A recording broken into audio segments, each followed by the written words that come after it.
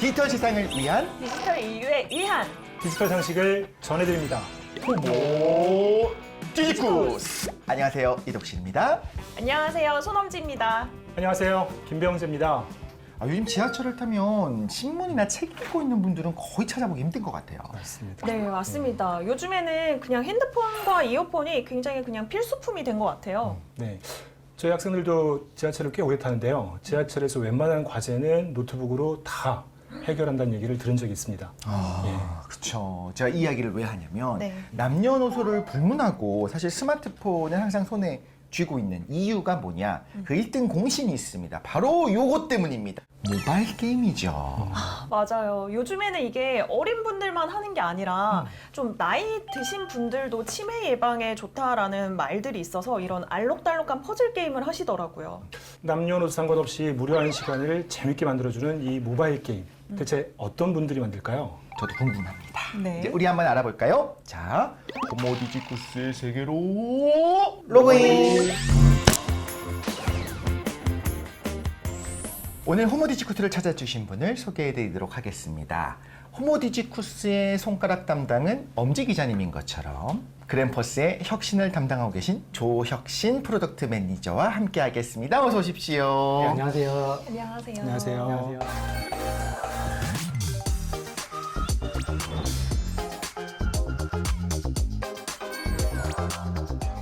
저는 사실 게임에 관한 직업이라고 하면 뭐 프로그래머, 기획자, 일러스트레이터, 아니면 뭐 프로게이머, 베타 테스터, 뭐 많이 아시나요? 이런 분들이 좀 있어야 될 것 같은데 프로덕트 매니저는 사실 처음 들어봐요. 네. 그래서 굉장히 중요한 역할일 것 같은 느낌은 드는데 어떤 일을 하는 건지 궁금합니다. 프로덕트 매니저는 담당하고 있는 프로덕트나 비즈니스의 총괄 책임자 역할을 하고요. 고객의 요구나 경쟁 환경에 맞춰서 핵심 성공 요인을 정의한다거나 우리 프로덕트가 성장할 수 있도록 전략을 세우고 수행하는 역할을 하게 됩니다. 구체적으로 그램퍼스 안에서는 우리 매니저님께서 하고 계신 업무, 어떤 프로덕트, 어떤 일들 하고 계신가요? 네, 저는 그램퍼스에서 노마인 메타랜드라고 하는 곧 출시될 웹3 게임의 프로덕트 매니저이자 그램퍼스 웹3의 전략을 총괄하고 있는 일을 하고 있고요.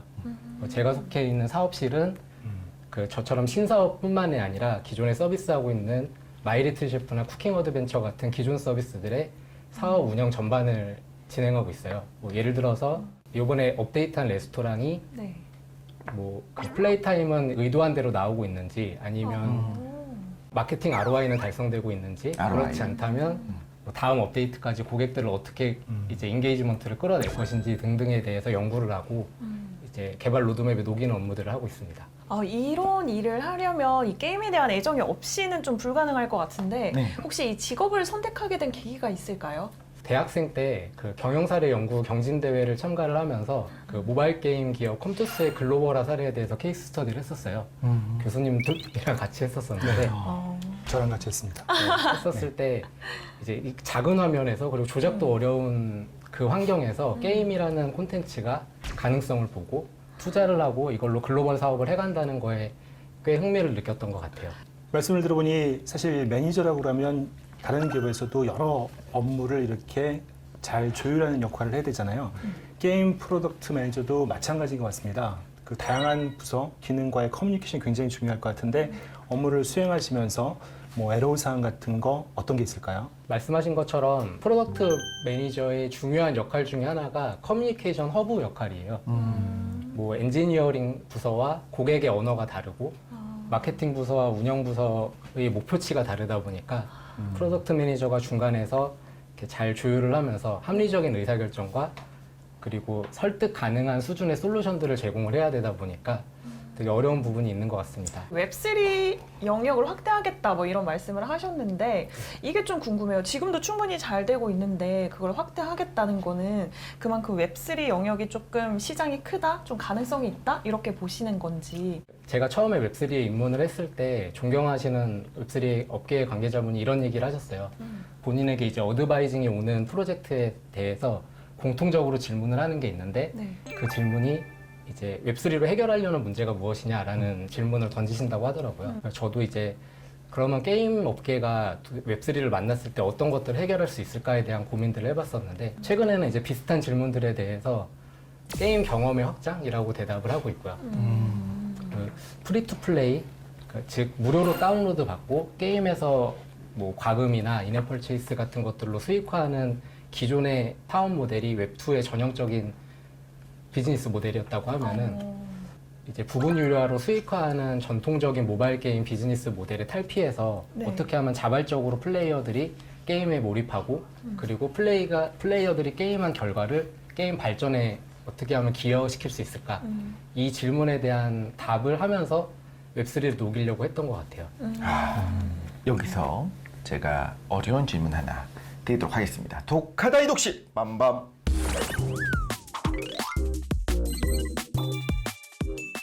또 웹3 환경 말씀하셨는데 가장 중요한 것 중에 하나는 뭐냐면 그 엑시 인피니티 같은 게임들 이런 P2E 게임이 인기였는데 반짝 인기였다가 이제 좀 시들해진 것 같은 느낌이 좀 있어요. 그 이유가 뭐냐? 보상으로 주어진 어떤 과상화폐 그리고 NFT의 하락이 이유다라고 보는 이제 전문가분들도 있고 그게 아니어도 이제 계속 게임을 할 이유를 찾지 못했기 때문이 아닌가라는 생각이 드는데 웹3에서 정말 지속 가능하기 위해서는 특별히 어떤 부분을 난 이거 정말 내가 책임지겠다. 이거 안 되면 내가 내려놓겠습니다. 자신 있게 얘기할 수 있는 부분이 있겠죠? 네, 그럴 것 같습니다. 일단 그 보상이라는 개념은 마케팅 커뮤니케이션 수단으로 나온 개념이라고 생각을 해요. 일단 그 웹3의 기본을 생각을 해보면 생태계에 얼마나 기여를 했고 그 기여로 창출된 공동의 이익에 대해서 어떻게 보상받을까 이게 결국에는 핵심일 것 같고 웹3의 궁극적인 목표는 생태계를 만드는 것이거든요. 네. 그 관점에서 게임이 할 수 있는 일이 무엇일까를 고민을 해보면 보상이 전부는 아닌 것 같아요. 하지만 이제 엑시 인피니티 같이 보상을 중심으로 설계된 게임들의 경우에는 말씀하신 딜레마에서 자유로울 수 없을 거라고 보고 있고 게임 플레이어들도 결국에는 생태계의 일원이라고 보면은 그들이 게임 발전에 어떻게 기여를 할 수 있고 그 기여로 받아가는 인센티브의 가치를 어떻게 정의할 것인가 결국은 토코노믹스를 어떻게 잘 설계할 것인가가 이 웹3의 지속적인 발전을 위해서 꼭 선행돼야 될 이슈라고 생각을 합니다. 보상은 결국에는 사실 가상화폐나 NFT일 것 같아요. 네. 하지만 이제 뭐 관점에 따라 좀 다를 수 있긴 한데 플레이 투 언에서의 인센티브 모델은 정말 중요한 생태계를 이루는 중요한 근간이라고 생각을 합니다. 하지만 여기에 너무 집중되지 않았으면 좋겠다가 이제 바람인 거고 그걸 할 수 있는 방법들, 그 적절한 예가 될 수 있을지는 모르겠지만 모바일 게임 수익화 모델 중에서 광고 수익화 모델이라는 게 있어요. 네. 이거 뭐냐면 플레이어가 광고를 보고 아이템을 얻게 되는데 네. 이 아이템에 대한 비용을 광고주가 개발사한테 부담을 시키는 구조이거든요. 그렇겠죠 아마도. 네. 기존에는 게임 개발사와 플레이어 간의 관계만 있었다고 하면은 네. 광고 수익화가 들어감으로써 플레이어, 개발사, 광고주 이 세 업체의 상호작용에 의해서 새로운 가치가 창출되는 모델이라고 생각을 해요. 이런 것처럼 뭔가 그런 모델들을 좀 강구를 하는 것 이게 이제 웹3의 성공 요인이지 않을까라고 생각을 하고요. 비슷한 맥락에서 그램퍼스 입장에서도 지금 뭐 그 레스토랑 게임이라고 하는 굉장히 낮은 진입 장벽을 갖고 있는 게임과 네. 그리고 F&B 파트너십들과의 제휴들 그리고 네. 투자자와 게이머가 공존하고 있는 커뮤니티 요 세 축을 중심으로 그램퍼스의 웹3를 설계해 가려고 하고 있습니다. 조혁신 프로덕트 매니저 말을 듣다 보니까 그 지속 가능성, 뭐 생태계, 토크노믹스 사실 교수 입에서 나와야 될 단어들이 굉장히 많이 나오고 있는 것 같아요. 그래서 프로덕트 매니저가 아니라 교수를 해도 참 잘했을 것 같다라는 생각을 좀 해보게 되는데요. 사실 피처폰에서 스마트폰, 웹 2.0에서 웹 3.0 사실 모바일 게임 산업은 환경 변화에 굉장히 민감할 수밖에 없잖아요. 그래서 과거와는 다른 모바일 게임 산업의 어떤 변화가 어떤 게 있을지 뭐 현장에 계시는 매니저분의 입장에서 의견을 좀 듣고 싶습니다. 모바일 게임 업계가 길어야 20년 정도 되는 것 같아요.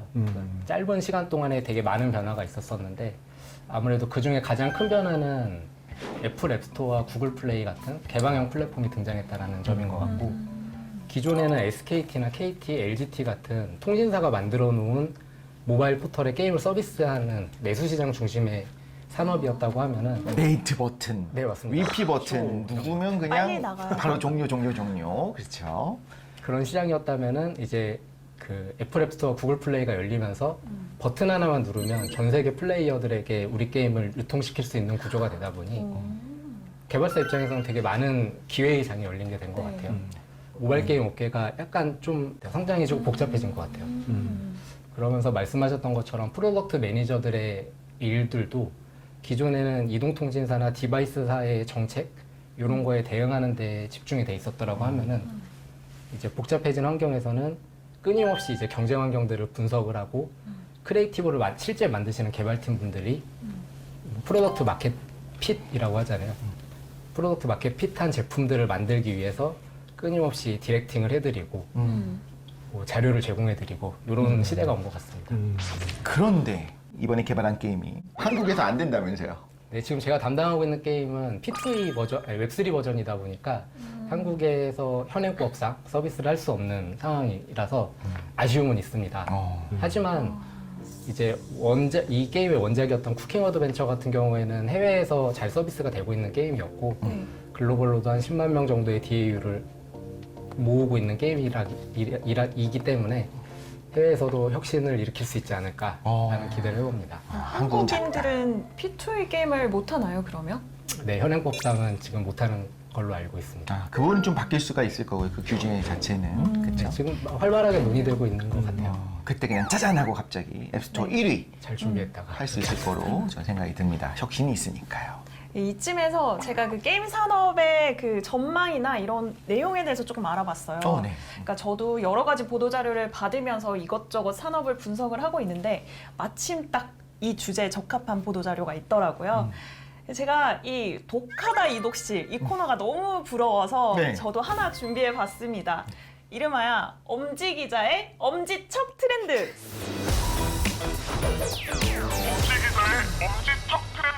글로벌 빅테크 기업이 게임 산업 영향력을 넓힘에 따라 게임 플랫폼이 다양화되고 있는 가운데 올해 게임 산업 트렌드로는 빅테크의 인수합병, 플랫폼의 확장, 콘솔과 가상현실, 증강현실 기술의 부상 등이 제시됐습니다. 내용을 좀 더 자세히 살펴보면 플랫폼 확장과 콘솔의 부상, 빅테크 기업의 게임 산업 영향력 증대, 성장 동력 확보를 위한 글로벌 및 국내 M&A, IP 역량 강화를 위한 움직임 가속화, 서브컬처 게임 부각 및 인디게임 증가 등 장르의 다양화, 게임 산업의 구독 서비스 확대, 장기적 관점의 메타버스 비즈니스 확장 지속, 가상자산과 게임의 연계, 게임 업계에서 부상하는 ESG 경영, 중국 판호 발급 가능성에 대한 변화 등의 내용을 게임 산업 10대 트렌드로 정리했습니다.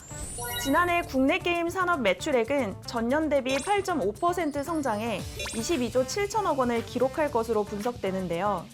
글로벌 빅테크 기업은 적극적인 인수합병으로 다양한 게임 지식 재산권을 확보하고 자사 플랫폼 내 구독 경제 활성화를 위해 노력 중입니다. 마이크로소프트는 2020년 제니맥스 미디어를 81억 달러에 인수한 데 이어 게임 기업 인수에 지속적으로 관심을 보이고 있으며 넷플릭스는 2022년 게임 개발사 보스 파이트 엔터테인먼트와 넥스트 게임즈를 인수하여 게임 시장에 진출을 알렸습니다. 게임 플랫폼의 다양화 노력과 함께 콘솔 게임이 새로운 트렌드로 떠올랐는데요. 모바일 게임이 국내 시장의 50% 이상을 차지하는 반면 콘솔 게임은 5.8%에 그쳤지만 지난해 11월 개최된 2022년 G스타에서 넷마블과 넥슨은 PC, 모바일, 콘솔 등 다양한 플랫폼에서 동일한 게임을 즐길 수 있는 멀티 플랫폼 및 크로스 플레이 기반의 게임을 시연했습니다. 또한 게임사들이 VR, AR 디바이스를 활용해 이용자의 실제 움직임을 활용하거나 메타버스 생태계에서 이용할 수 있는 게임 등 새로운 플레이 스타일을 제시할 것으로 보입니다. 여기에 서브컬처 게임은 단단한 팬층을 기반으로 IP 확장성을 강화하고 인디게임 또한 투자금 유치 경로 확대 및 개발 툴의 발전, 게임 유통 플랫폼의 다양화, 새롭고 창의적인 게임에 대한 수요 등으로 향후 게임 장르의 다양성이 더욱 확대될 것으로 전망됩니다. 이상입니다. 너무 진짜 깔끔하게 네. 정리 진짜 잘해주셨어요. 좀 이해가 잘 되셨나요? 네, 이러면서 큰일 났다. 네. 독하다 이독실은 길어봐야 3분입니다. 이렇게 잘하시면 안 되는데 큰일입니다. 네. 이제 좀 들어보셨으니까 이 모바일 게임 시장에서 이 트렌드는 좀 어떻게 되고 있다고 보시나요? 네, 그 엄지척에서 잘 정리를 해주셔가지고 네. 저는 개인적으로 보고 있는 트렌드 몇 가지를 좀 3가지 정도로 말씀을 드려보면은 네. 일단 첫 번째는 2018년 정도부터 시작한 에드몹, 엠러빈, 아이언소스 같은 에드테크 기업들이 만든 하이퍼 캐주얼 게임 시장 장르라고 생각해요. RPG처럼 영웅의 공격력이나 방어력을 키우는 게임이나 아니면 저희 게임처럼 다양한 요리를 하기 위해서 다양한 조작을 해야 되는 이제 하드코어나 미드코어 게임들과는 다르게 네. 하이퍼 캐주얼 게임은 1, 2분 안에 결판이 나거나 원버튼으로 간단하게 플레이할 수 있는 게임을 얘기를 하는데요. 네. 기존에는 이제 캐주얼 게임은 약간의 몰입도가 떨어지기 때문에 수익화가 어렵다라는 고정관념을 네. 이 에드테크 기업들은 광고 수익화 솔루션들을 개발사들에게 제공을 하면서 이 고정관념을 좀 탈피해 갔던 것 같아요. 개발사 입장에서는 뭔가 콘텐츠를 많이 만들지 않고서도 수익화가 가능하다는 점, 그리고 네. 플레이어들 입장에서는 과금 없이도 게임을 즐길 수 있다는 점에서 매력적이었던 것 같고요. 두 번째는 전체적인 IT 업종의 추세이기도 한 것 같은데 대형 플랫폼사들이 개인정보 보호를 강화를 하면서 게임사들 입장에서는 이 플레이어가 좋아하는 게임이나 아니면 네. 플레이어의 성향들을 파악하기가 좀 더 어려워졌고 네. 우리 게임에 최적화된 고객들을 찾아가는 데 비용이 예전보다 높아지고 있는 것 같아요. 그러면서 좀 상대적인 변화는 고객을 잘 알고 있는 개발사 아니면 특정 장르만 파고 있는 이를테면 한우물 파기 전략을 하고 있는 개발사들이 네. 위상이 좀 올라가기도 한 것 같고요. 그래서 저희 회사도 올해 말에 출시 예정인 BTS 타이니탄 레스토랑 네. 같은 경우에도 요리 게임이기 때문에 네. 요리 게임을 잘 만드는 그램퍼스가 만들고 있습니다. 기대가 되는 부분이겠죠. BTS가 요리하나요? BTS의 타이니탄이라고 하는 캐릭터들이 요정들이 요리하는 게임입니다. 이야, 좋습니다. 네. 또 세 번째는요? 세 번째는 이종 산업 간의 제휴인 것 같아요. 요즘은 또 디지털 트랜스포메이션이다 아니면 웹3 트랜스포메이션이다 하는 전략들을 추구하는 정통 기업들이 많아지다 보니까 네. 게임사가 갖고 있는 DNA, 게이미피케이션이라고 하는 기획 역량들을 활용한 제휴들이 많아지고 있는 것 같고요. 게임사들 입장에서 보면은 게이머가 아니라 좀 다양한 고객층을 만날 수 있다는 점, 그리고 기존 전통 기업 파트너사들 같은 경우에는 서비스나 브랜드에 게임 경험을 익힐 수 있다는 점에서 조금 더 몰입을 이끌어낼 수 있는, 위민할 수 있는 전략이지 않을까 생각됩니다. 라이프 스타일이 되고 있네요. 그냥 게이머들만 하는 것이 아니라 이런 뭐 IT 기자님도 게임을 하고 교수님도 심지어 게임을 하고 하면서 같이 네. 조언을 주고받을 수 있는 다음 세대로 이행하고 있는 중간에 있지 않나 생각이 들기도 합니다. 방금 조혁신 매니저가 세 가지 큰 변화를 짚어주셨는데요. 조금 전에 엄지척에서도 짚어주신 것처럼 지난해 좋은 실적을 기록한 게임사들의 공통점은 인기 있는 IP를 보유하고 있다는 것 같습니다. 그래서 앞으로 게임사도 신규 IP 개발이라든지 역량 강화가 굉장히 중요할 것으로 대두가 되고 있는데 그 모바일 게임 산업의 우리나라 유저들의 눈높이가 굉장히 높아졌기 때문이겠죠. 뭐 신규 IP 개발보다는 기존의 인기 있는 IP에 너무 의존하고 있다. 예. 교수님 제가 이런 말 쓰는 게 적절할지 모르겠지만 계속 울고 먹는다. 뭐 이렇게도 볼 수가 있을 것 같은데 게임 산업에 있어서의 어떤 신규 IP의 중요성 얼마만큼 크다고 생각하시는지. 그 이제 프로덕트 매니저 관점에서 보면은 IP를 활용하는 것 그리고 IP를 가져올 수 있는 인프라는 굉장히 중요한 역량이라고 생각해요. 아까 말씀드렸던 것처럼 점점 고객을 특정하는 일들이 어려워지다 보니까 네. 게임 출시에 맞춰서 마케팅 커뮤니케이션 비용을 낮출 수 있는 방법이나 아니면 인지도를 활용할 수 있는 방법은 되게 중요한 전략이라고 생각이 됩니다. 하지만 이제 IP가 게임의 성공을 담보한다라고는 좀 볼 수는 없을 것 같아요. 그 비슷한 규모의 개발사가 동일한 IP 그리고 동일한 장르에서 게임을 출시하더라도 네. 의외로 게임의 성패를 가르는 거는 이제 밸런스라든지 업데이트 전략이나 손맛 같은 되게 콘텐츠 오리엔티드된 요소들인 경우가 많거든요. 그래서 결론은 이제 팬덤이 깊은 IP와 이를 잘 우려낼 수 있는 게임 콘텐츠 기획자들이 만나야지만이 이 IP 전략이 극대화될 수 있지 않을까라는 약간 정답 같은 정답을 말씀드려봅니다. 그렇죠. BTS라는 IP랑 이제 가장 잘하는 요리 게임 이게 결합이 네, 됐으니까. 비슷한 일인 것 같아요. 네. 경영학에서도 그런 말이 있습니다. 완전히 새로운 혁신은 없다. 아. 예, 그런 말과 일맥상통한다고 봐도 되겠죠? 네, 그렇습니다. 예. 협박당한 당하고 있는 것 네, 같아요. 그런 잘 배운 거 많이 교수, 학점. 학생 그렇습니다. 예. 실제 보고 계신 많은 시청자분들도 제일 관심을 갖고 있는 부분인데 게임 산업이야말로 가장 사실 첨단에 있고요. 그래서 생성형 AI의 등장이 위기이자 이제 기회다라는 생각이 들기도 해요. 그래서 현업 입장에서 특별히 이제 매니저 입장에서 어떻게 보고 계신지, 어떤 영향이 실제로 있었다, 인건비가 줄더라, 반이 해고됐다.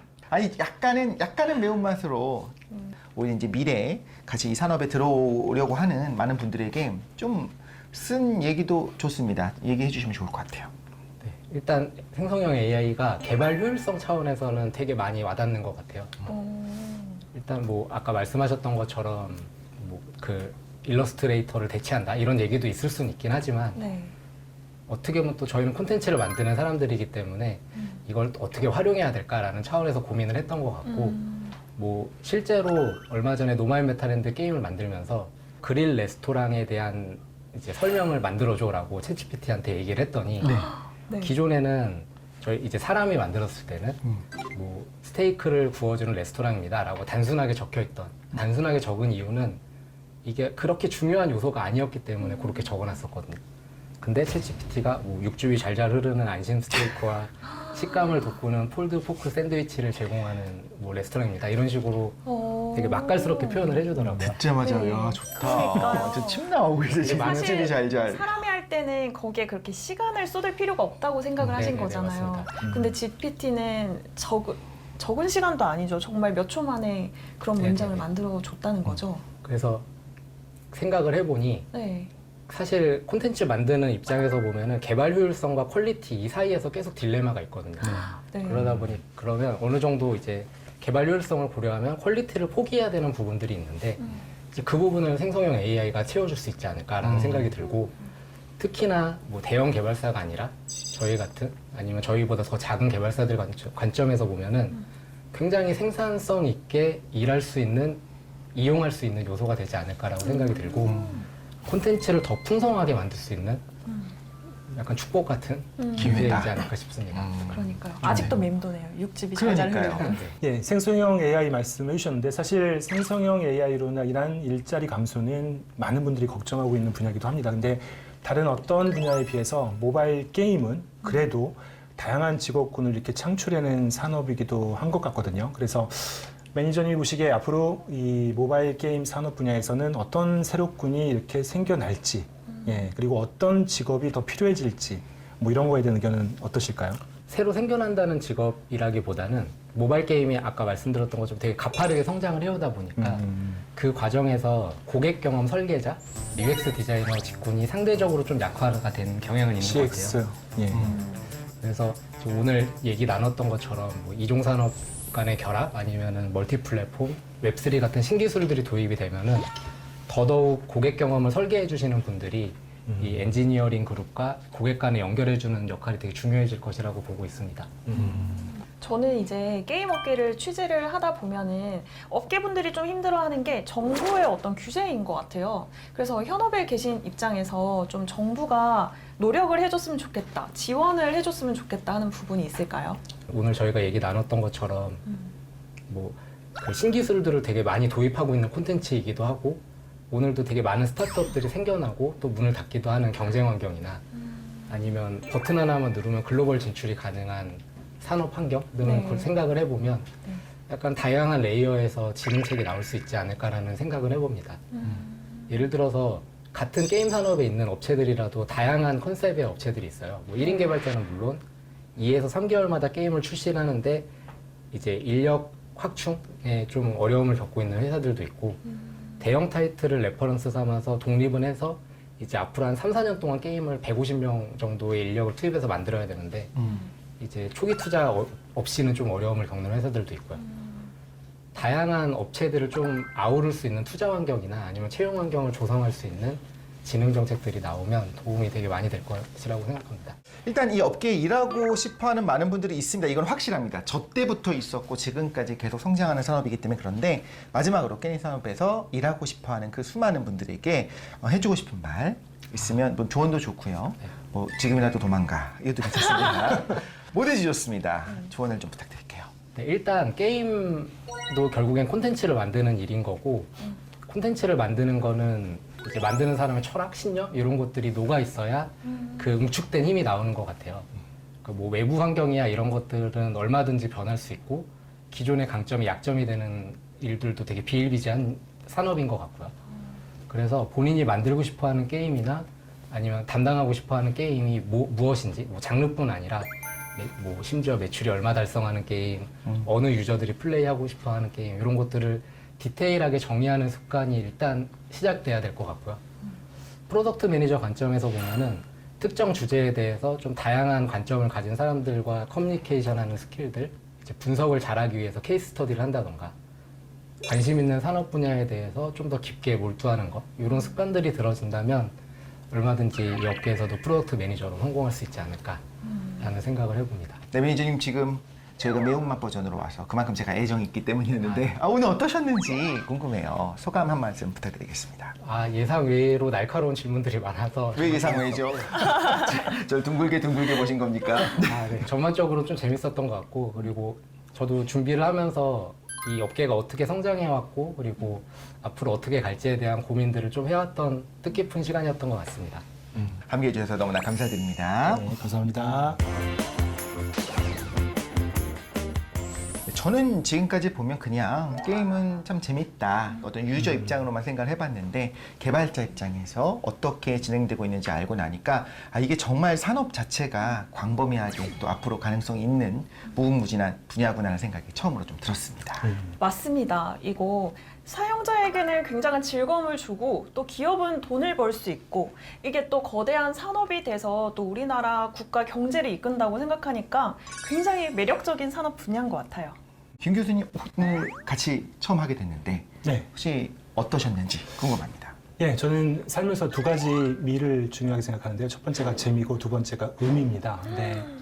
일단은 재미있습니다. 저는 미래유망 직업이라고 해서 통계 보여주고 현황 보여주고 앞으로 일자리가 점점 줄어든다 이런 재미없는 얘기할 것 같았는데 이렇게 현장에 계신 분, 그 다음에 진행해 주시는 분 너무 재밌는 시간이었고요.